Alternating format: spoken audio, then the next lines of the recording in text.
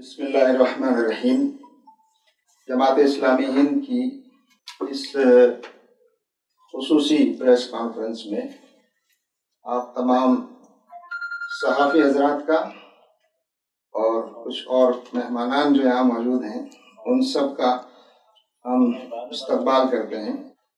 سبھی جرنلسٹ حضرات، ہمارے پترکار بھائی اور بہنوں کا جماعت اسلامی ہند کی اس پریس کانفرنس میں ہم سواگت کرتے ہیں۔ جیسا کہ آپ جانتے ہیں، جماعت اسلامی ہند جو ایک ملکی سطح کی ایک جماعت ہے، ایک تحریک ہے، اور اس سے آپ سب حضرات واقف ہیں۔ ہر 4 سال میں نئے ذمہ داران کا انتخاب ہوتا ہے، الیکشن ہوتا ہے، یا ان کا اپوائنٹمنٹ تقرر ہوتا ہے۔ ہر 4 سال میں نئی پالیسی اور پروگرام بنتا ہے، اور اس کے بعد اس پالیسی پروگرام کے مطابق پورے اسٹیٹس میں اور لوکل لیول پر وہ پروگرام اور منصوبے بنتے ہیں۔ آپ سب واقف ہیں کہ ابھی پچھلے دنوں 3 اپریل سے 7 اپریل تک، یعنی کل تک، جماعت اسلامی ہند کے 157 مجلس نمائندگان کے ارکان جو پورے ملک سے منتخب ہوتے ہیں، ان کا ایک 5 روزہ اجلاس یہاں منعقد ہوا، اور اس اجلاس میں اس نئی میقات کے لیے، نئے ٹرم کے لیے، 2019 سے 2023 تک کے لیے جناب سید سعادت اللہ حسینی صاحب کو امیر جماعت اسلامی ہند منتخب کیا گیا۔ ایک منشا اس پریس کانفرنس کا یہ ہے کہ ہم نئے امیر جماعت سے آپ کو متعارف بھی کرائیں، اور آپ کو بھی یہ موقع ہو کہ آپ ان سے گفتگو کر سکیں، تبادلہ خیال کر سکیں۔ ان 5 دنوں کے اجلاس میں بہت سی تنظیمی کارروائیاں بھی ہوئیں، اور ایک اہم ایجنڈا اس اجلاس کا یہ بھی تھا کہ ملک اور دنیا کے حالات پر ایسے تمام اجلاس کے موقع پر جماعت اسلامی ہند قراردادیں، ریزولوشنز پاس کرتی ہے، اور ان ریزولوشنز کی خاص اہمیت ہوتی ہے کیونکہ یہ جماعت اسلامی ہند کی سپریم باڈی ہے جو 2 سال میں 1 مرتبہ ملتی ہے، اور اہم ایشوز پر اس کی طرف سے ریزولوشن آنا یہ ایک بہت اہم واقعہ ہے، اہم ایجنڈا ہے۔ تو اس موقع پر ہم نے 4 عنوانات پر ریزولوشنز بھی پاس کیے ہیں۔ اس کی کاپیز بھی آپ کو یا تو مل گئی ہوں گی یا مل جائیں گی۔ اگر نہیں ملی ہیں تو ہمارے کارکن وہ ریزولوشنز کی کاپیز فراہم کر دیں۔ تینوں زبانوں میں ریزولوشن موجود ہے۔ پہلا جو ریزولوشن نمائندگان کے اس اجلاس نے پاس کیا ہے، وہ ابھی ہمارا ملک جو دنیا کی سب سے بڑی جمہوریت ہے، پارلیمانی انتخابات کے دور سے گزر رہا ہے، پروسیس شروع ہو گیا ہے۔ 11 اپریل کو پہلا فیز کی پولنگ ہوگی۔ مجلس نمائندگان نے ملک کے حالات پر جو پچھلے 4.5 سالوں میں مختلف قسم کی تبدیلیاں آئی ہیں، جمہوری اداروں پر جو چوٹ پڑی ہے، لوگوں کی آزادی اور جمہوری ماحول جو ہے اس کو متاثر کیا گیا ہے، فرقہ وارانہ صورتحال خراب ہوئی ہے، اور بھی دوسرے جو طبقات ہیں ان کو کئی طرح سے پریشانیوں کا سامنا کرنا پڑا ہے۔ تو یہ صورتحال سے آپ تمام حضرات واقف بھی ہیں، اور اس پریس کانفرنس میں جو یہاں ہوتی ہے ہر مہینے، اس میں بھی اور مختلف بیانات میں بھی صورتحال کو پیش کیا جاتا رہا ہے۔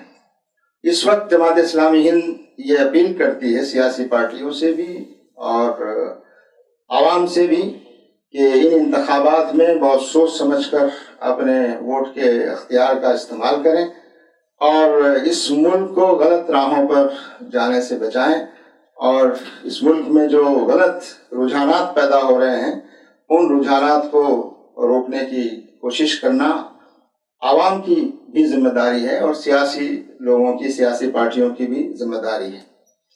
کشمیر کے حالات سے آپ سب واقف ہیں۔ دوسری قرارداد کشمیر کے حالات پر ہے، جس پر ہمارا اس اجلاس نے بہت تشویش کا اظہار کیا گیا ہے اور کہا گیا ہے کہ طاقت کے ذریعے سے یا لوگوں کو کچل کر یا لوگوں کی آواز بند کر کے یا جو پرامن طریقے سے جو تنظیمیں اور جماعتیں کام کر رہی ہیں کشمیر میں، ان پر پابندیاں لگا کر آپ اس حق کی آواز کو یا وہاں کے مسائل کو حل نہیں کر سکتے ہیں۔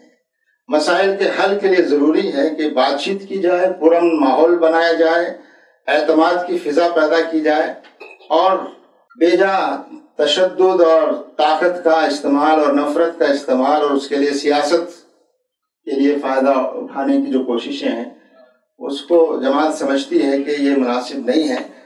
بات چیت پرامن طریقے سے اور بات چیت کے ذریعے سے اور لوگوں کو اعتماد میں لے کر ہی اس مسئلے کو حل کیا جا سکتا ہے۔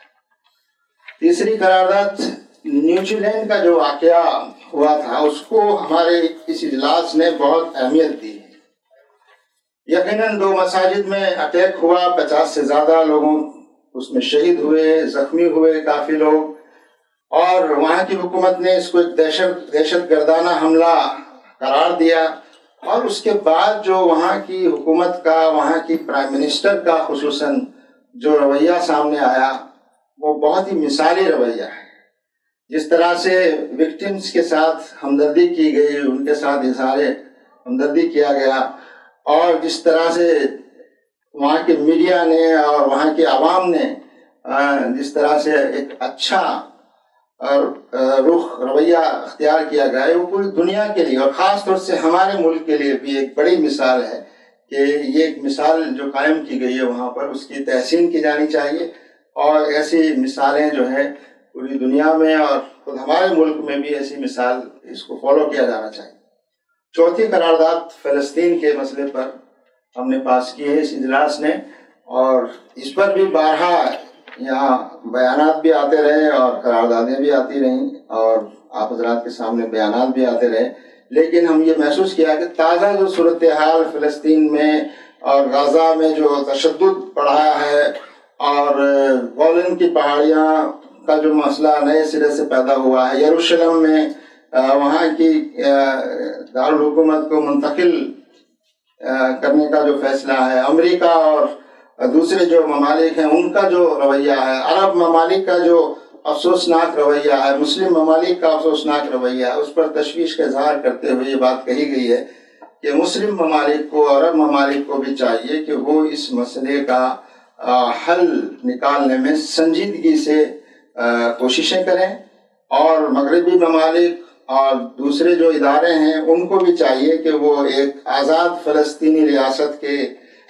قیام کے سلسلے میں فلسطینی عوام کا اور وہاں جو آزادی کی تحریکیں چل رہی ہیں ان کا تعاون کریں۔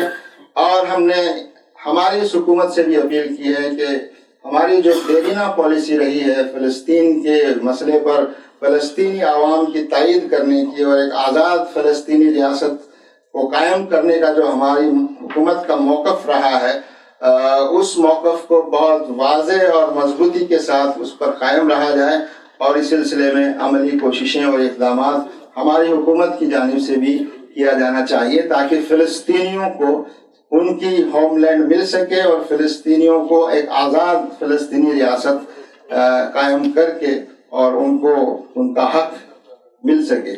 یہ 4 قراردادیں آپ کے پاس ہیں، ان قراردادوں کو اجلاس نے منظور کیا ہے۔ اب میں ہمارے نو منتخب نئے امیر جماعت اسلامی ہند، جنہوں نے آج صبح 9:30 بجے اپنا چارج باقاعدہ سنبھال لیا ہے، اور ان کا ایک مختصر تعارف حالانکہ آپ حضرات کے پاس شاید موجود ہے اور کچھ جگہ شائع بھی ہو چکا ہے، پھر بھی میں اس کو مختصر ایک آپ کا تعارف پیش کر دیتا ہوں۔ سید سعد اللہ حسینی صاحب کو ہماری مجلس نمائندگان نے اس ٹرم کے لیے 2019 سے 2013 کے لیے امیر جماعت اسلامی ہند مقرر فرمایا ہے، اور محترم مولانا سید جلال الدین عمری صاحب جو پچھلے 3 میقات سے مسلسل یہ ذمہ داری ادا کرتے رہے ہیں اور 12 سال 3 میقات مسلسل یہ ذمہ داری آپ پر رہی ہے. آپ تمام حضرات واقف ہیں آپ کی خدمات سے. اللہ تعالیٰ ان کی خدمات کو قبول فرمائے. اور سعادت اللہ حسینی صاحب 1973 کی آپ کی پیدائش ہے اور electronics and telecommunication engineering میں آپ نے بی ٹیک کی ڈگری حاصل کی ہے، بیچلرز ڈگری. اس سے پچھلی میقات میں آپ نائب امیر رہے ہیں. 2015 سے 2019 کی اس میقات میں آپ نائب امیر رہے اور ہماری مرکزی شورا کے رکن ہیں پچھلی کئی میقاتوں سے. اور SIO student Islamic organization of India کے 2 مرتبہ آپ نیشنل پریزیڈنٹ بھی رہے. آپ جانتے ہیں کہ آپ نے کئی کتابیں 12 کتابیں اب تک آپ نے تصنیف کی ہیں. 200 سے زیادہ اردو اور انگلش میں آپ کے آرٹیکلز مختلف اخبارات میں اور رسائل میں میگزینس میں آپ کے چھپ چکے ہیں. اس کے علاوہ بہت سے ایسے بورڈ اور ادارے ہیں جن کے آپ ممبر ہیں یا اس میں بہت ایکٹیو رول ہے. ہیومن ویلفیئر فاؤنڈیشن کے آپ ممبر ہیں. ایک جماعت کے تحت ایک ریسرچ کا ادارہ ہے centre for study and research CSR، اس کے آپ ڈائریکٹر ہیں. ایک اسٹڈی گروپ ہے جماعت کا سینٹرل اسٹڈی گروپ، اس کے بھی آپ کنوینر ہیں. اسی طرح سے ادارہ تحقیق و تصنیف اسلامی علی گڑھ، اس کے آپ لائف بورڈ ممبر ہیں اور اسلامی اکیڈمی ٹرسٹ کے بھی آپ ٹرسٹی ہیں. اسی طرح سے تصنیفی اکیڈمی اور جو مرکزی مکتبہ اسلامی پبلیشرز وغیرہ کے ایڈیٹوریل بورڈ میں بھی آپ شامل ہیں. یہ مختصر سا تعارف ہے آپ کا. میں اب ہمارے محترم مولانا سید جلال الدین عمری صاحب جو 12 سالوں تک مسلسل بحیثیت امیر جماعت اس ذمہ داری کو نبھاتے رہے ہیں اور اس سے پہلے طویل مدت آپ نائب امیر کی حیثیت میں، اور آپ سب متعارف ہیں، زیادہ بتانے کی ضرورت نہیں ہے. میں ان سے گزارش کرتا ہوں کہ وہ چند کلمات ہمارے نئے امیر جماعت کے سلسلے میں. بسم اللہ الرحمن الرحیم. دوستوں، آپ سب حضرات سے میں بھی واقف ہوں اور آپ حضرات بھی مجھ سے واقف ہیں. ایک لمبے عرصے سے جماعت سے میری وابستگی رہی ہے اور مولانا سراج الحسن صاحب کے دور بھی سمجھ نائب امیر رہا، قائم مقام امیر بھی رہا اور جماعت میں جو مختلف ذمہ داریاں مجھ پر رہیں ان کو ادا کرنے کی میں نے کوشش کی. ایک لمبا عرصہ ہے جو غالباً 25-30 برس کا ہے. ادھر عمارت کی ذمہ داری بھی 3 ٹرم سے میں پر رہی. نمائندگان جو پوری جماعت کے نمائندے جس میں جمع ہوتے ہیں، حلقوں سے منتخب ہو کے آتے ہیں اور پھر یہاں جمع ہو کر فیصلہ کرتے ہیں عمارت کے امیر کون ہوگا، شورا کون سی ہوگی، اور بعض اور مسائل پر بھی جماعت کی پالیسی وغیرہ پر بھی گفتگو کرتے ہیں، اس کی کارکردگی کا جائزہ لیتے ہیں. یہ سب باتیں اس کے اندر ہوتی ہیں. تو میں نے پورے اصرار کے ساتھ کہا اور زور دے کر کہا کہ اب عمارت میں لازماً تبدیلی ہونی چاہیے. میرے ایک دوست نے کہا کہ لازماً کیوں کہہ رہے ہیں آپ؟ میں نے کہا نہیں، سوچ سمجھ کے کہہ رہا ہوں میں. اب لازماً تبدیلی ہونی چاہیے. ایک آدمی کتنا کام کرے گا اور نئی تجربات بھی ہونی چاہیے. تو میں نے کہا کہ میں نے بارہ جو کچھ میرے اندر صلاحیت تھی یہ خدمت میں آئندہ بھی کرتا رہوں گا. ایسا نہیں کہ میں کہیں بھاگا چلا جا رہا ہوں، آئندہ بھی جماعت کی خدمت ہی کروں گا، لیکن عمارت کی ذمہ داری جو مجھ پر ہے اسے ختم ہونا چاہیے اور کوئی نئی قیادت آنی چاہیے. مجھ سے لوگوں نے کہا کہ آپ کے ذہن میں کوئی نام ہے؟ تو میں نے کہا کہ سعادت اللہ حسینی کا نام ہے میرے سامنے. ان کا نام پہلے بھی آتا رہا ہے، اب میں پھر پیش کر رہا ہوں اسے. بہرحال میں نے پہلے ہی مرحلے میں اصرار کے ساتھ کہا کہ اب یہ ذمہ داری میں اٹھانے کے قابل نہیں ہوں، یا میرے اندر اب اس کی سکت نہیں ہے. ظاہر ہے آدمی کے ساتھ کچھ مجبوریاں بھی ہوتی ہیں، اور دوسرے کچھ اور کام کرنے کو جی چاہتا ہے، کچھ اور تو منصوبے بھی میرے سامنے ہیں. تو میں نے کہا کہ بھائی اب مجھے آزاد رہ کے کام کرنے دیجیے. تو اسے میں نمائندگان کا شکر گزار ہوں کہ انہوں نے میری درخواست منظور کر لی، اور اپنے میں سے بغیر کسی تکلف کے میں عرض کر رہا ہوں، اپنے میں سے سب سے بہتر آدمی کا انہوں نے انتخاب کیا. سعادت اللہ حسینی صاحب نہ صرف ہمارے امیر ہیں بلکہ ہمارے درمیان حالات سے، موجودہ دور کے حالات سے، افکار سے واقف ہیں، اور وہ اس موقف میں ہیں کہ جماعت اسلامی کی رہنمائی کریں گے، اور توقع ہے کہ ان کی قیادت میں، ان کی رہنمائی میں جماعت مزید ترقی کرے گی اور نئے سرکلز میں وہ پہنچے گی اور اس کا دائرہ کار وسیع ہوگا. اب ہم جیسے لوگ پرانے لوگ رہ گئے ہیں، میں نے ان کو اطمینان دلایا ہے کہ اگر میری ضرورت جب بھی آپ محسوس کریں گے اور جس کام کے لیے بھی مجھے بلائیں گے آپ، میں انشاءاللہ موجود ہوں، اور جو خدمت بھی میرے ذمہ ہوگی وہ ادا کرنے کی کوشش کروں گا میں. بہرحال میرے اصرار پر اور پورے اصرار پر جماعت نے فیصلہ کیا کہ تبدیلی ہونی چاہیے، اور مجھے خوشی ہے کہ جو نام میں نے تجویز کیا، اور لوگوں نے بھی تجویز کیا ہوگا، اس وقت میں مجلس میں نہیں تھا، تو مجھ سے جب پوچھا گیا کہ تمہارے ذہن میں کوئی نام ہے تو میں نے برادر محترم سعادت اللہ حسینی کا نام لیا کہ ان کا نام پہلے بھی آتا رہا ہے، اب ہم کو موقع اس کا ملنا چاہیے. مجھے خوشی ہے کہ نمائندگان نے اسے منظور کیا، اور اس کے مطابق آپ کا انتخاب ہوا ہے، اور امید ہے کہ ان کی قیادت اور رہنمائی میں جماعت نئے نئے میدانوں میں کام کرے گی اور نئے وسائل و ذرائع اختیار کرے گی، اور حکمت اور دانائی کے ساتھ اس کام کو آگے بڑھائے گی، اور ہم سب کا تعاون ان کو حاصل رہے گا. اور میری دعا ہے کہ اللہ تعالیٰ ان کے عزائم میں پختگی عطا فرمائے اور وہ جماعت کو صحیح رخ پر لے جا سکے. انہیں چند کلمات پر میں اپنی گفتگو ختم کرتا ہوں، اور میں امیر جماعت کا انتخاب استقبال تو میں کر ہی چکا ہوں، آپ کے سامنے بھی استقبال کرتا ہوں، اور ان کی قیادت اور رہنمائی پر ہمیں اطمینان ہے کہ ان کی قیادت اور رہنمائی میں جماعت ترقی کرے گی انشاءاللہ. جزاک اللہ. اب انشاءاللہ ہمارے امیر جماعت جناب سید سعادت اللہ حسینی صاحب انشاءاللہ آپ سے کچھ گفتگو فرمائیں گے. ایک اور اعلان تو آپ تک پہنچ چکا ہے لیکن میں اس کو دوہرا دیتا ہوں.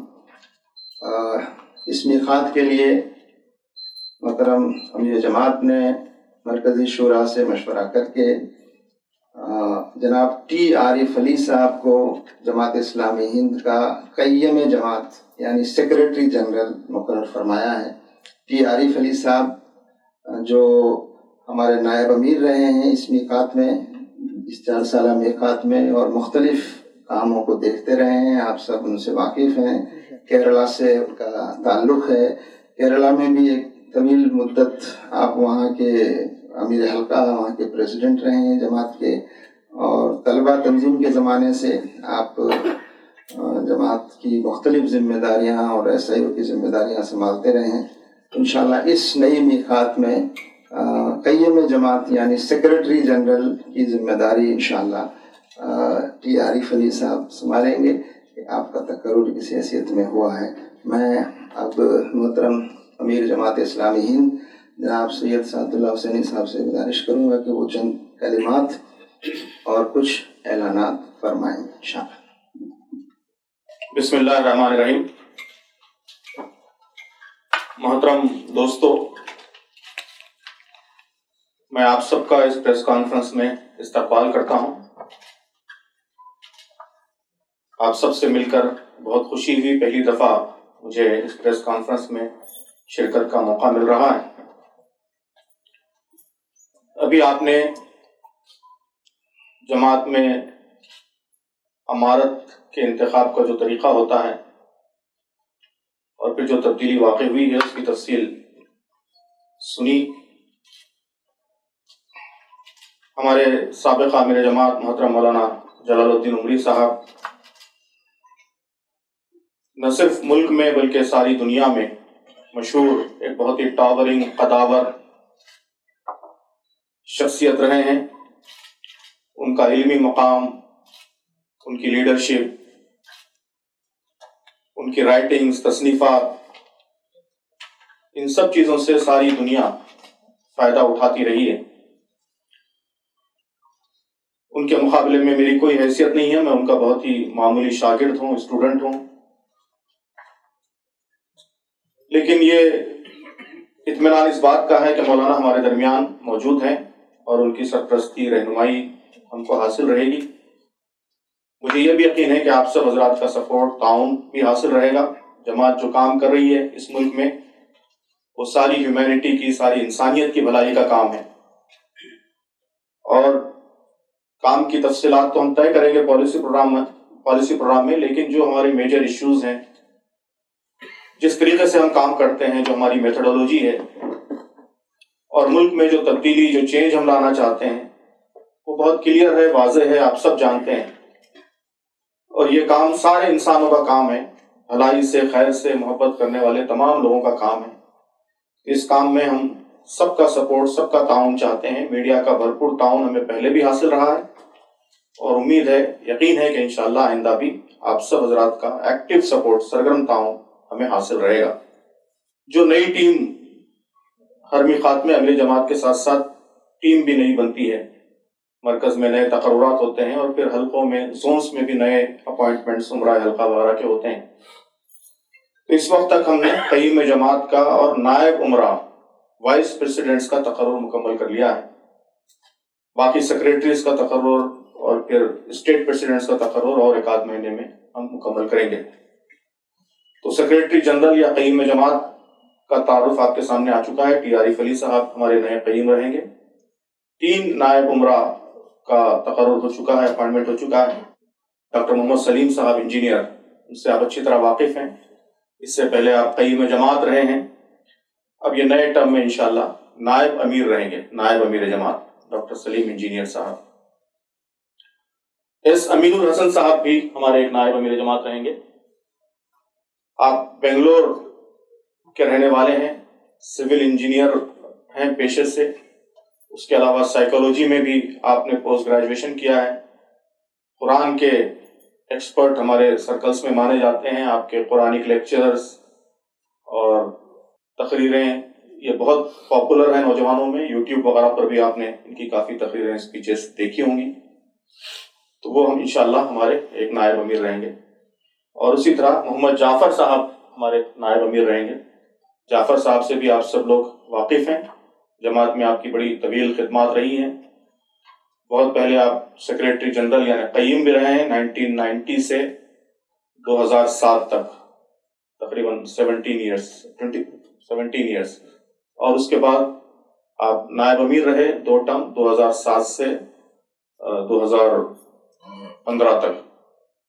اب پھر ہم ان کو نائب امیر کی حیثیت سے ان سے فائدہ اٹھائیں گے، خدمات سے استفادہ کریں گے انشاءاللہ. تو مجھے پورا یقین ہے کہ مجھے اور ہماری اس پوری نئی ٹیم کو آپ سب کا تعاون، سپورٹ حاصل رہے گا. شکریہ بہت بہت. جیسا کہ محترم امیر جماعت نے آپ کو بتایا کہ یہ 4 سال کے لیے ہمارا پالیسی اور پروگرام بننے کا سلسلہ جو ہے وہ شروع ہو چکا ہے. مرکزی شورا نے ایک ڈرافٹ کمیٹی بنائی ہے. وہ کمیٹی پورے ملک میں مشورے کر کے اور حلقوں میں، اسٹیٹس میں حالات کا جائزہ لے کر اور ایک ڈرافٹ پالیسی تیار کرے گی، جس پر مرکزی شورا جون میں گفتگو کرے گی. جون میں اس کو فائنل کیا جائے گا اور تب تک وہ پالیسی انشاءاللہ تیار ہو کر جب آپ کے سامنے آئے گی تو انشاءاللہ آپ کو اس سے واقف کرایا جائے گا. اور جیسا کہ بتایا گیا اس درمیان اسٹیٹس میں جو پریزیڈنٹس ہیں، امیر ہیں، ان کے تقرر کا جو سلسلہ ہے، پروسیس شروع ہو گیا ہے. مختلف پروسیس ہوتے ہیں، اس پروسیس کو شروع کر دیا گیا ہے، اور امید ہے کہ انشاءاللہ مئی تک جو ہے تمام عمرہ کا بھی تقرر عمل میں آ جائے، اور اس کے بعد جیسا کہ فرمایا گیا کہ پالیسی اور پروگرام بننے کے بعد شاید پورے سیکریٹریز کا اور کیا کیا شعبے ہوں گے، ڈفرینٹ ڈپارٹمنٹس اور ان کے سیکریٹریز، ان کا تقرر بھی عمل میں آئے گا انشاءاللہ۔ تو میں اب آپ حضرات کو دعوت دیتا ہوں کہ اگر نئے امیر جماعت سے کچھ سوالات گفتگو آپ کرنا چاہیں تو اس کے لیے آپ کو موقع ہے۔ تو نئے امیر جماعت سے اب آپ سوالات کر سکتے ہیں۔ آپ کی ترجیحات کیا ہوں گی؟ تو جماعت میں جو طریقہ ہے وہ ہمارا نظام کنسلٹیٹیو شورائی نظام ہے۔ پریورٹیز، پالیسیز، پروگرامز، یہ سب ہم شورا کے مشورے سے طے کرتے ہیں۔ تو ابھی جیسے سلیم صاحب نے بتایا وہ پروسیس چل رہا ہے، اور پھر شورا کے سیشن کے بعد یہ ساری چیزیں ڈیسائیڈ ہوں گی، طے ہوں گی۔ اب جو باتیں جنرل ہیں سمجھ میں آتی ہیں، جماعت کا جو عام کام ہے کہ ہم اپنی رفتار تیز کرنا چاہیں گے، نوجوانوں کو تحریک میں بڑے پیمانے پہ شامل کرنا چاہیں گے، سماج میں اپنے کام کو بڑھانا چاہیں گے، جن علاقوں میں ہمارا کام تھوڑا سا کمزور ہے وہاں اور اسٹرینتھن کرنے، مستحکم کرنے کی کوشش کریں گے۔ تو یہ تو وہ باتیں ہیں جو جنرل ہیں، ہر طرف سے آ رہی ہیں، اس پہ یقیناً ہم توجہ دیں گے۔ اب ایگزیکٹ پریورٹیز، ایگزیکٹ پالیسیز یہ شورا کے مشورے کے بعد انشاءاللہ طے پائے گا۔ جی، میرا نام پیلن بھارتی ہے، کشمیر میڈیا سے تعلق ہے، اردو کے کام کرتا ہوں۔ جی سر میرا آپ سے سوال ہے، آپ نے 12 کتابیں لکھی ہیں، بہت اچھا کام کر رہے ہیں آپ، اسلامی کتابیں بہت اچھی میں نے پڑھی ہیں آپ لوگوں کی۔ سر ایٹ پریزنٹ جو اسکولوں میں سلیبس لگایا جا رہا ہے اسلامیت کا، اس کے اندر سر کارٹون بنے آ رہے ہیں قرآن شریف کی آیتوں کے ساتھ، اور اس کے اندر سر جو دعائیں لکھی ہوئی ہیں وہ غلط لکھی ہوئی ہیں، اس میں اسپیلنگ مسٹیک ہے، ہندی غلط ہے، اور جو ٹیچرز میں اسلامیت پڑھا رہے ہیں سر، ٹیچر غلط اسلامیت پڑھا رہے ہیں اسکولوں کے اندر۔ تو سر میں کاؤنسلنگ کرتی ہوں بچوں کی، تو اسکول جانا رہتا ہے سر میرا۔ تو جو کتاب کی شکل آ رہی ہے نیو پبلیکیشن، اس کے لیے سر آپ کو قدم اٹھائیں گے کیا؟ جی، تو یہ تو ہمارا مستقل کام ہے۔ ہمارا جو ایجوکیشن ڈپارٹمنٹ ہے وہ جو کتابیں اسکولوں میں پڑھائی جانے والی آتی ہیں گورنمنٹ کی جانب سے بھی، پرائیویٹ پبلشرز کی جانب سے بھی، اس پہ نظر رکھتے ہیں، اور اس میں کوئی کمزوری ہے تو ان کو متوجہ کرتے ہیں، اس کو دور کرنے کی کوشش کرتے ہیں۔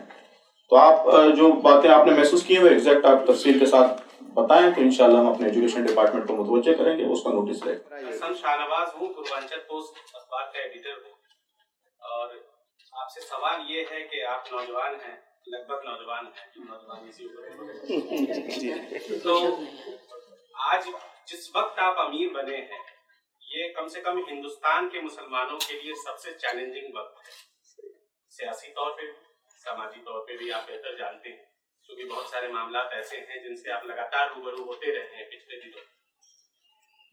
آج کے اس ماحول میں سیاست کو چھوڑ کر مسلمانوں کے لیے کیا میسج، کم سے کم نوجوانوں کے لیے میں چاہتا ہوں کہ کیا میسج آپ کا ہے کہ مسلمان صحیح راستے پہ، کم سے کم یوتھ جو ہے وہ ایک صحیح راستے پہ آگے بڑھے، اس کے لیے کیا کرنا چاہیے؟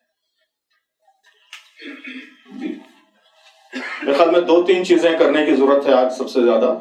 سب سے پہلی چیز تو یہ ہے کہ ہم تمام کمیونٹیز سے اپنے روابط بڑھائیں، تعلقات بڑھائیں، بریجز بنائیں، اور جو نفرت پھیلانے کی مہم چل رہی ہے اس کو ختم کرنے کی کوشش کریں۔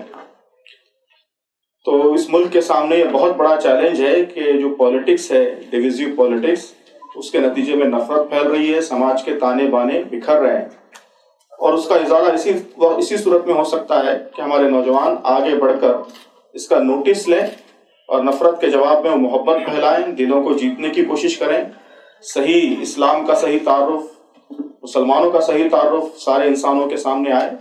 تو برج بنانے کی، ڈائیلاگ کی، گفتگو کی، اور تمام کمیونٹیز کے لوگوں سے روابط قائم کر کے ان کے دلوں کو جیتنے کی کوشش، یہ سب سے امپورٹنٹ کام کرنے کا ہے اس وقت۔ دوسرے نمبر پر اپنے آپ کو امپاور کرنے، اپنے آپ کو آگے بڑھانے، تعلیم میں، ایجوکیشن میں، اکنامی میں، ہر لحاظ سے اپنے آپ کو آگے بڑھانے کا کام ہے۔ ہم ملک کے لیے ایسٹ بنے، لائبلٹی نہ رہیں، ملک کو ہم دینے والے بنے، کنٹریبیوٹ کرنے والے بنے، ہماری پہچان دینے والے، کنٹریبیوٹ کرنے والے کی پہچان بنے۔ یہ ایجوکیشن سے، صلاحیت بڑھانے سے، ہر میدان میں آگے بڑھنے سے ہوگا۔ اور तीसरा काम, ये मैं सिर्फ लॉजिकल सीक्वेंस में बयान कर रहा हूँ, वरना करने का असल काम, सबसे अहम काम तो वो तीसरा काम है कि हम इस्लाम के अलंबरदार हैं। इस्लाम का मैसेज पीस का मैसेज है, ह्यूमैनिटी का मैसेज है, सारे इंसानों के फ़ायदे का मैसेज है। तो इस्लाम के मैसेज को हम अपनी ज़ुबान से भी पेश करें और अपने अमल से, अपने कैरेक्टर से, अपने रवैयों से इस्लाम क्या है ये बताएं। हम जो कुछ हमारा लाइफ स्टाइल है, जो कुछ हमारा इंटरेक्शन है, हमारी ज़िंदगी है, उससे लोगों को समझ में आए कि इस्लाम ये पीस का अलंबरदार है, इस्लाम सारे इंसानों के फ़ायदे की चीज़ है, भलाई का अलंबरदार है, ये समझ में आए। ये तीसरा अहम काम। तो ये 3 काम मैं समझता हूँ कि इस वक्त करने के हैं और इससे हम चैलेंजेस को फेस भी करेंगे और इस मुल्क की फिजा को बेहतर बनाने में भी मदद मिलेगी। जी, तमाम कमेटी से आपकी क्या मुराद है? जी, आपने नंबर 1 इसमें नुक्ते में तमाम कमेटी लफ्ज का इस्तेमाल किया है। हाँ, कम्युनिटीज हर पहलू से हैं। अब सबसे ज्यादा जो इस मुल्क में अब नफरत की सियासत चल रही है वो रिलीजियस बुनियादों पे चल रही है, रिलीजियस कम्युनिटीज की बुनियाद पर, हिंदू, मुस्लिम, सिख, ईसाई। तो जाहिर है कि इसका इजाला इस सूरत में होगा कि हम तमाम रिलीजियस कम्युनिटीज से कांटेक्ट बनाएं, उनसे ताल्लुक रखें। उसके अलावा जात पात की बुनियाद पर भी नफरत हो सकती है, तो जात पात की बुनियाद पर जो कम्युनिटीज हैं, मुख्तलिफ तबकात हैं, उनसे हमारे रवाबित हों। तो असल मकसद ये है कि इंसान एक है, इस मुल्क के सारे इंसान एक हैं और उनके दरमियान हम आहंगी होनी चाहिए, नफरत नहीं होनी चाहिए। अगर कुछ शिकायत है तो उसका इजाला कम्युनिकेशन से, डायलॉग से होना चाहिए। ये फिजा हम बनाने की कोशिश करें। सर, ज्यादातर अक्सर ये जमात इस्लामी का जो काम है जी, उसमें जमात इस्लामी बहुत हद तक कामयाब रही है, क्योंकि कम्युनिटीज के दरमियान में और दूसरी कम्युनिटीज के सामने में इस्लाम को प्रेजेंट करने में या एटलीस्ट उनसे इंटरेक्ट करने में जमात इस्लामी का कोई सानी नहीं है जी, तो कोई दो राय नहीं है। जमात इस्लामी ने अपने मुख्तलिफ प्रोग्रामों में अपने प्लेटफॉर्म से इस तरह के लोगों को बुलाया है, दूसरे रिलीजियस अथॉरिटीज को बुलाया है, टीचर्स को बुलाया है, सबको बुलाया है। लेकिन अभी एक खबर सुनने में आई कि आरएसएस के चीफ मोहन भागवत साहब जमात इस्लामी की क़यादत से मिलना चाह रहे थे, लेकिन जमात ने शायद मुनासिब नहीं समझा। इसके बारे में बता। ये सबसे अहम बात थी कि इतनी बड़ी ऑर्गेनाइजेशन का अगर वो उसी बड़ी ऑर्गेनाइजेशन के लीडर से मिलना चाहता है वो क्या है? आपकी मालूमात का जरिया क्या है नहीं मालूम, लेकिन वो खबर हम तक नहीं पहुंची है कि कोई हमसे मिलना चाहता हो। हम कभी ऐसे नहीं रहे कि कोई हमसे मिलना चाहे और हम उसका जवाब न दें। तो बहरहाल ये खबर हम तक नहीं पहुंची है कि वो मिलना चाहते हैं। सर, ये इतना अहम सवाल था कि मैं ये करने की जरूरत भी नहीं करता अगर ऑथेंटिक नहीं होता तो, बल्कि ठीक है, जमात ये बात बहरहाल आप उनसे कहिए हम पब्लिक मीटिंग में मुलाकात करेंगे, पर्सनली नहीं करेंगे। ये बहुत अहम सवाल है। I am Mumtaz from indiatomorrow.net. What's your one message to the voters of the country ahead of the election? One message is to vote on the basis of development, on the basis of real issues of the country. Your vote should not be based on temporary emotive issues. Politicians are trying to divide you on the basis of caste, community and other such issues. So your vote should not be based on temporary emotive issues. It should be based on real developmental issues. That is the main core message. मुस्लिम जमात और जमात इस्लामी की policy शुरू से कांग्रेस या इस्लामी जमात है उसको support करने की रही है, और मैसेज है कि मुसलमान बीजेपी को बिल्कुल सपोर्ट नहीं करते, जिस वजह से मुसलमानों के पास कोई चॉइस नहीं रह गया कांग्रेस के अलावा कहीं जाने। तो आप कुछ इसमें तब्दीली लाएंगे कि मुसलमान बहन रहे हैं, इधर भी जा सकते हो, उधर भी जा सकते हो, या आपकी भी पॉलिसी वही रहेगी कि मुसलमान एक तरफा तौर पर कांग्रेस को इस तरह की जो सेकुलर पार्टियां कहलाती हैं उसको सपोर्ट करे, उसको छोड़कर कहीं और न जाए, खुद सियासत में ना आए? जी, कांग्रेस को एक तरफा तौर पर तो हमने कभी सपोर्ट नहीं किया है। हमारी कोशिश इस मुल्क में यह है कि जो मुल्क का जो कॉन्स्टिट्यूशन है, कॉन्स्टिट्यूशनल वैल्यूज हैं, उसका प्रोटेक्शन हो। तो कम्युनल पॉलिटिक्स के हम मुखालिफ रहे हैं, फाशिज्म के हम मुखालिफ रहे हैं, और अगर कोई पॉलिटिकल पार्टी कम्युनल एजेंडे के बेस पे लोगों को डिवाइड करके हेट्रेड फैलाकर अगर सियासत करती है तो हम उसको मुल्क के लिए नुकसानदेह समझते हैं। किसी पर्टिकुलर पॉलिटिकल पार्टी के हम खिलाफ नहीं हैं, लेकिन कम्युनल पॉलिटिक्स और डिविजिव पॉलिटिक्स, हेट्रेड का एजेंडा इसके खिलाफ है। तो जो पार्टी भी इस बेस पे सियासत करेगी हम उसको मुल्क के लिए नुकसानदेह समझेंगे, उसको रोकने की कोशिश करेंगे, और उसके मुकाबले में जो पार्टीज कंपेरेटिवली कॉन्स्टिट्यूशनल वैल्यूज को ज्यादा बेटर तरीके से प्रोटेक्ट कर सकती हैं उनको सपोर्ट करेंगे। یہ اصل بیسس ہے سپورٹ کا اور اپوز کا. تو کانگریس کو ہم نے پورے ملک میں ایک ساتھ کبھی بھی اپنی تاریخ میں سپورٹ نہیں کیا ہے. جو پارٹیز بھی کمیونل اور فاشسٹ فورسز کو روک سکتی ہیں اور اس کے مقابلے میں کانسٹیٹیوشنل ویلیوز کو پروٹیکٹ کر سکتی ہیں, ان کو ہم سپورٹ کرتے ہیں, کینڈیڈیٹس کو زیادہ تر سپورٹ کرتے ہیں. جی, آپ ایک فعال ہیں, متحرک ہیں اور جمع سال ہیں, اور آپ کی ایکٹیویٹیز کا اندازہ ہم نے اس سے لگایا کہ پرسوں رات میں ہی ویکیپیڈیا آزاد دائرۃ المعارف پر سب کچھ جماعت اسلامی کی ویب سائٹ بھی اپڈیٹ ہو گئی تھی اور ایز اے امیر آپ کا نام آ گیا تھا پرسوں رات میں. لیکن اگر دیگر عمرہ کی بات کی جائے جو سابق رہ چکے ہیں, جیسے مولانا ابواللیث صاحب یا محمد یوسف صاحب, ایسا حسن صاحب یا ہمارے مولانا ابراہیم انصاری صاحب, تو ان کے تعلق سے جو تعارف نامے ہیں کچھ کے وہاں موجود ہیں, کچھ کے موجود نہیں ہیں. یوسف صاحب کا جو تعارف نامہ ہے وہ کہیں بھی بالکل دستیاب نہیں ہے. کن کا؟ یوسف صاحب کا, جو محمد یوسف صاحب, ان کا نہ تعارف نامہ موجود ہے اور نہ کوئی ویکیپیڈیا پہ نہ آزاد دائرۃ المعارف پہ موجود ہے. ان کے بارے میں کنفیوژن بھی تھا, کچھ لوگ سمجھتے تھے کہ حیدرآباد والے یوسف صاحب ہیں, میں بھی سمجھتا تھا, میں بھی ان کے بارے میں اب تک یہ سمجھتا تھا کہ حیدرآباد والے وہ یوسف صاحب ہیں, لیکن ایک صاحب نے اصلاح کی اس کی, لیکن ایک صاحب نے بولا کہ مارے کوٹلہ والے ہیں. تو ایسا کنفیوژن ہے چونکہ ہم اپنوں کو نہیں بھولتے. ایک سیریز ہے تو ایک ضخیم کتاب نہ ہو, آپ تصنیفی اکیڈمی سے وابستہ ہیں, MMI سے وابستہ ہیں, تصنیفی اکیڈمی حیدرآباد سے وابستہ ہیں, تو ضخیم کتاب نہ ہو لیکن ایک مونوگراف کی شکل میں اگر اپنے لوگوں کا تعارف آپ کی اگر اس میں شامل ہو, ایک مشورہ بھی اور ایک سوال. جی شکریہ بہت بہت, انشاءاللہ ضرور ہم توجہ دیں گے. سر میرا نام شعیب رضا ہے, میں ضی سلام سے ہوں. جب آپ سی کر رہے ہیں تو BJP کا مینیفیسٹو بھی جاری ہو رہا ہے, تو انہوں نے پھر سے کشمیر کو لے کر, کیونکہ آپ نے بات بھی رکھی تو 370 ہٹانے کی بات انہوں نے کہی, 35 کو ہٹانے کی بات کہی ہے, رام مندر کو بنانے کی بات کہی ہے, سٹیزن امنڈمنٹ جو بل ہے اس کو پورے دیش میں لاگو کرنے کی بات کہی ہے, اور کامن سول کوڈ کو بھی لاگو کرنے کی پھر سے انہوں نے بات دہرائی ہے. اس BJP کے مینیفیسٹو کو پر آپ کی رائے کیا ہے؟ اسی کے ساتھ ساتھ انہوں نے یہ بھی کہا ہے کہ انکلوسیو ڈیولپمنٹ کے مائنورٹیز کا کریں گے, جس میں مسلم اور دوسری جو مائنورٹیز ہیں وہ بھی شامل. بہرحال مینیفیسٹو تو ابھی ہم نے دیکھا نہیں ہے, ابھی شاید ریلیز ہو رہا ہے, تو اس کو پڑھنے کے بعد ہم کچھ رسپانس دے سکتے ہیں. لیکن جو ایشوز آپ نے بتائے ہیں, کامن سول کوڈ اور وغیرہ, تو ان ایشوز پر تو ہماری پالیسیز بہت واضح ہے کہ ہم کامن سول کوڈ کو ملک کے لیے بہت نقصان دہ سمجھتے ہیں. یہ کانسٹیٹیوشن کی اسپرٹ کے خلاف ہے, روح کے خلاف ہے. اس ملک کو متحد رکھنے کے لیے اور کانسٹیٹیوشن کی اسپرٹ کا یہ تقاضا ہے کہ یہاں پرسنل لا کو پروٹیکشن حاصل رہے. اس کا ہم برابر کہتے رہے ہیں, آئندہ بھی کہتے رہیں گے. اگر BJP نے اپنے مینیفیسٹو میں ایسی بات کی ہے تو ہم اس کی یقیناً مخالفت کریں گے. اسی طرح کشمیر کے سلسلے میں بھی ہمارا موقف بہت واضح ہے. ابھی پالیسی میں اس میں جو قرارداد ریزولوشن آپ کو سنایا گیا ہے اس میں بھی ہمارا موقف کیا ہے بتایا گیا ہے. اگر مینیفیسٹو میں BJP کے اس کے خلاف کوئی بات کہی گئی ہے تو ہم اس کی مخالفت کریں گے, اور اس کے کیا نقصان ہیں وہ ملک کے سامنے لے کر آئیں گے. سر SIO میں جو اخار آیا ہے اس میں آپ کا بہت بڑا رول ہے, اور SIO بھی بلا شک جو ہے مسلم نوجوانوں کی سب سے بڑی تنظیم ہے اور سب سے ایکٹیو تنظیم ہے. اور آپ نے جو پچھلے دنوں ایک نیا کانسیپٹ بھی دیا تھا کہ بھائی کلچرل پروگراموں میں بھی ہمارے یہ SIO ایکٹیو ہوگی, تو اس کے علاوہ اور مزید SIO کو وہ کرنے کے لیے آپ کے پاس اور کیا پلان ہے؟ کیونکہ آپ یوتھ ہیں. جی تو بہرحال SIO تو ایک تقریباً آزاد سیمی انڈیپینڈنٹ آرگنائزیشن ہے.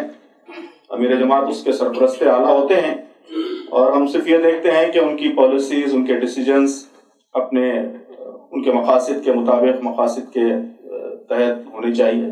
اگر اس سلسلے میں کچھ غلطی ہو رہی ہے تو متوجہ کرتے ہیں, ورنہ ہم زیادہ پسند یہی کرتے ہیں کہ وہ انڈیپینڈنٹلی ڈیسیجن لیں, خود غور کریں, خود سوچیں, خود فیصلے کریں.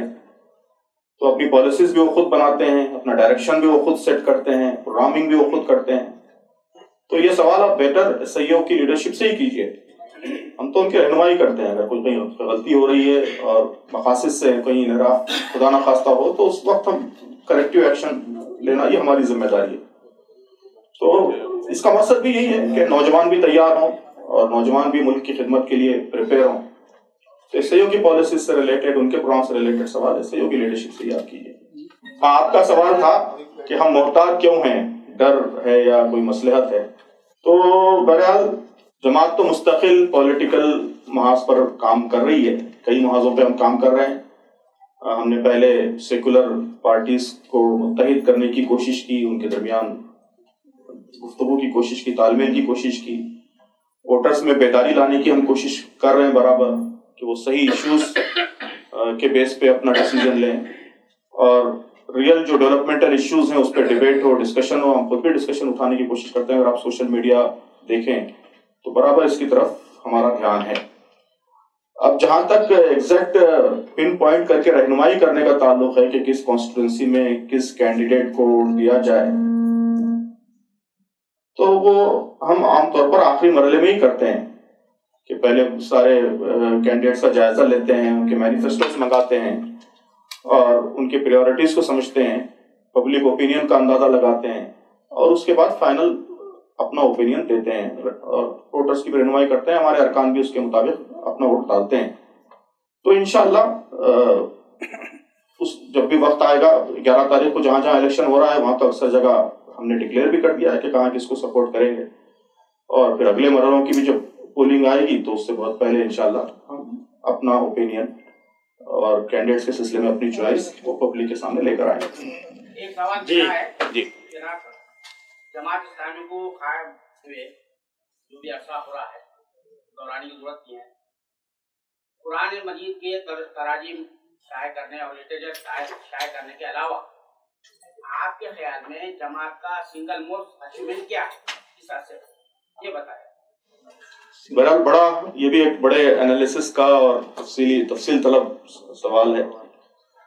بنیادی طور پر جماعت نے کئی محاذوں پر کام کیا ہے اور کئی محاذوں پر بہت ہی لیڈنگ رول پلے کیا ہے. جماعت نے اس ملک میں پولیٹکس میں مورل ویلیوز کی آواز بلند کی. اخلاق اور مورل ویلیوز اور پولیٹکس کو کرمنلائزیشن سے پاک ہونا چاہیے اور اچھا خاصا اس کے لیے اثرات چھوڑے. انٹرفیتھ ڈائلاگ کہ مسلمان دوسری کمیونٹیز کے لوگوں کے ساتھ مل کر بات کریں، ان تک اسلام کا پیغام پہنچائیں، اسلام کا تعارف کرائیں اور ان کے ساتھ ڈائلاگ کی فضا ہموار ہو. تو interfaith dialogue, inter community understanding, اس میں جماعت کا بہت ہی لینڈ مارک کنٹریبیوشن ہے. صرف مسلمانوں کے لیول پر نہیں بلکہ پورے ملک کے لیول پر بھی اگر آپ انالائز کریں گے تو میں محسوس کرتا ہوں کہ جماعت کا بہت ہی امپورٹنٹ کنٹریبیوشن ہے کہ اس نے یہ ایسی فضا بنائی اور انٹرفیتھ کمیونیکیشن، انٹرفیتھ ڈائلاگ کے لیے راہیں ہموار کی، مسلمانوں کا اعتماد بحال کیا، ان کے اندر اپنی ذمہ داریوں کو ادا کرنے کا شعور پیدا کیا، اسلام سے ان کو وابستہ کیا. لٹریچر کی بات تو آپ نے کہی دی ہے. تعلیم ایسی ہونی چاہیے جس میں دینی تعلیم بھی ہو اور دنیاوی تعلیم بھی ہو، اس کے لیے راہیں ہموار کی. اسلام کے جو مختلف ایسپیکٹس ہیں، اسلامک بینکنگ، اسلامی معاشیات وغیرہ وغیرہ، اس کی طرف متوجہ کیا، اس کے لیے فضا بنائی. تو اس طرح بہت سارے محاذ ہیں جس پر جماعت نے کنٹریبیوٹ کیا ہے اور کچھ ٹھوس تبدیلی لانے میں بھی، چینج لانے میں بھی کامیابی حاصل کی ہے. اور کئی محاذ ایسے ہو سکتے ہیں جس پہ ہم بہت پارشل کامیاب رہے ہیں اور مزید کام کرنے کی، مزید تبدیلی لانے کی ضرورت ہے.